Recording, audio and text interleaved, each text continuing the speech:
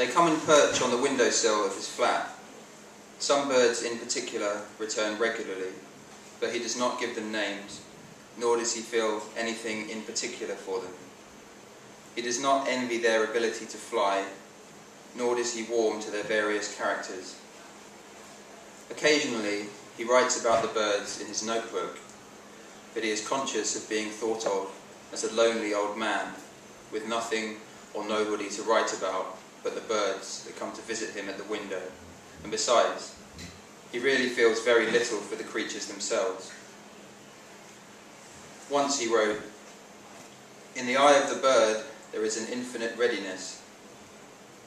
When he read the line to his sister when she came to visit, she looked confused. "What do you mean? You mean that they always look ready to fly away?" He said, "Yes, exactly." "Well, then I suppose you're right," she said. He doesn't like the birds, but he admits to himself that he would miss them if they stopped coming, only because he finds them interesting. On another occasion he wrote, "Somehow the eye of the bird simultaneously suggests a stony lifelessness as well as a teeming vitality." He read this line to his sister as well, as she stood at the stove in his kitchen, cooking them spaghetti. She did not look round at him, but continued stirring the pot and gazed upwards as she thought it over. "Do you mean that birds sort of look dead and alive at the same time?" "Yes, exactly," he replied. His sister stayed quiet for a while. "I prefer the stuff you write about the war." He nodded, but she couldn't see because she was facing away. She went on, "I don't care for birds too much myself." He said that he agreed, and that he didn't really like birds either. Then his sister started laughing because she said that the birds on the windowsill were looking in at the spaghetti and probably thinking that it was a pan of worms. He laughed politely at what he felt was an essentially humourless remark. Then there was a silence. She served the spaghetti and the two of them ate. As they did, he glanced several times over her shoulder to the window where the birds had now ceased to perch. She talked about her job.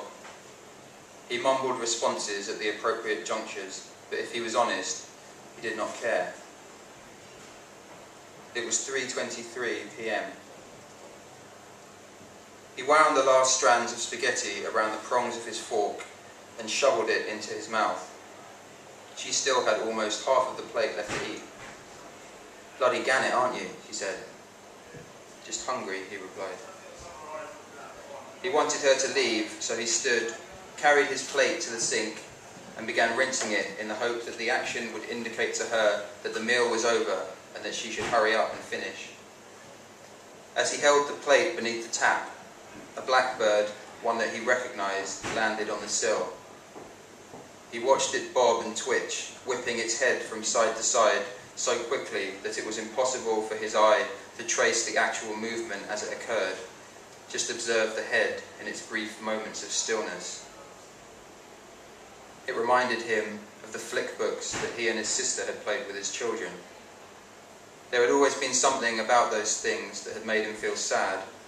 He imagined the character trapped within those tiny pages, forced to repeat the same trivial action, like blowing up a balloon until it popped, or kicking a football into a goal forever, or until someone got bored watching them do so and cast them aside. He placed the plate onto the draining rack, stood up straight, paused, and looked at the bird one more time. Then he leaned forward, rapped loudly on the glass with his knuckles, and watched as the startled creature took flight, carved a wide arc against the heavy grey of the afternoon sky, then disappeared from sight.